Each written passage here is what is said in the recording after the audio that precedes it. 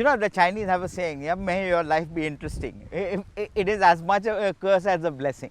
And so, Goafest history has been interesting, right? Be ups and downs, the people, you know, staying away from it, people participating. I mean, there used to be thousands of people who used to turn up, right? And at its heyday, it was, and I think it's coming back. The association with one show, which is a, you know, highly regarded award show in the world, right? Amongst the top three, it would be Can, DNAD, one show. Yeah, that'd be the order. After that, probably Clio's and others. But yeah, it's big to have that association, have some of that rigor and the thinking about categories and all of that coming, right? It's a celebration of some of the best work that's happened in this country in the year, right? It also means, like, you know, for me, one of the most important things is to, like, the youngsters, you mingle with them, go have a drink with them, and they ask you questions, you ask them questions. So that to me is fun, right? The freaking, you know.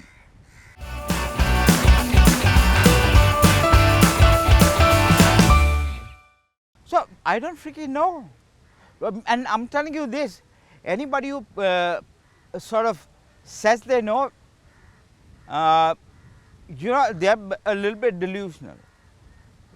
Where a generative AI is going, even the people who are at the leading edge of it, they have no idea where it's going to go, right? So how the hell can you sit in this thing?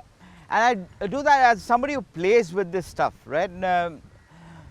So you have no idea, right? The only thing you can do is be comfortable with becoming uncomfortable with things, right?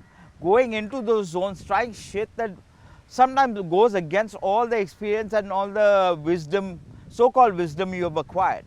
Because I think in the future, it's going to be as important to be a little bit stupid as it's to be wise, right? Because you know what stupidity leads to? It leads to trying shit that other people say is like, man, that ain't freaking going to work, right? It's, you know, it's the stupidity of a brave person. And that's the thing. Those are the things. What I think is going to happen is that the, you know, the way we do things, right? What we do will change. The principles won't. Previously, the future was on a linear path. This is not. It's going to branch out into many things, right? I mean, forget the impact on creativity. There will be an impact on government, because the one thing is certain, right?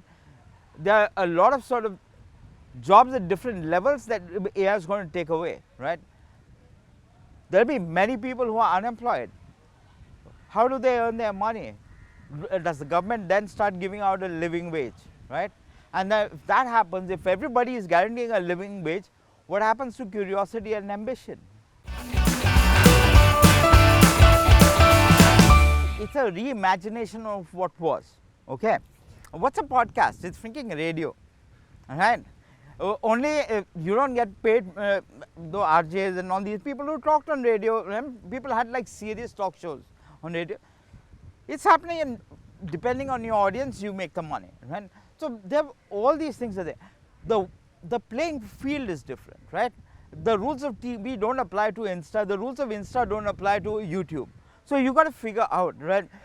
The other thing is, you can, like, you know, be very specific about your audience, right? And you can put out different messages on different platforms to different audiences. So all that is available to you. But at the end of the day, you still have to be noticed. Unless you're spending shitloads of money, you still have to be, to appeal to people, right? You have to be interested so that people will be interesting. You have to be interesting so that people are interested in you, right? That principle remains true, right? Because you're not just competing against other brands, you're competing against all the content that's out there. You think advertising on TV was hard? This shit is harder, right? Because the content that's out there is way wilder than anything on TV is.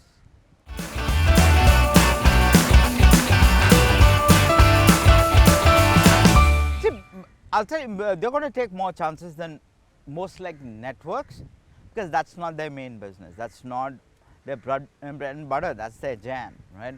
And let's see where they take it, because they come from a completely different point of view, right? A technology and consulting world. The thing is also, but that world works differently from, let's say, advertising, right? Creatives are not coders. We're just not that easy to like put into a box, most of us, right? That's why we do what we do. We're freaking temperamental and all of that. So a lot of that, right? I don't think the problem for them will be product, it'll be culture, right? How do you create a creative culture? Is that this thing? And I mean, depends on the kind of leaders they get on board, right? But they've got to give those leaders the freedom to create a culture where experimentation, innovation, invention, creativity, craft, all of that really comes alive. There's no reason why they can't do that. And the biggest thing is probably the same as everybody, is one giant hangover, right? And the older I get, the longer it takes me to recover from it. So I guess that's this thing. But other than that, I think, you know, it's just the togetherness, right? And people coming together to celebrate the same things, to celebrate creativity, right?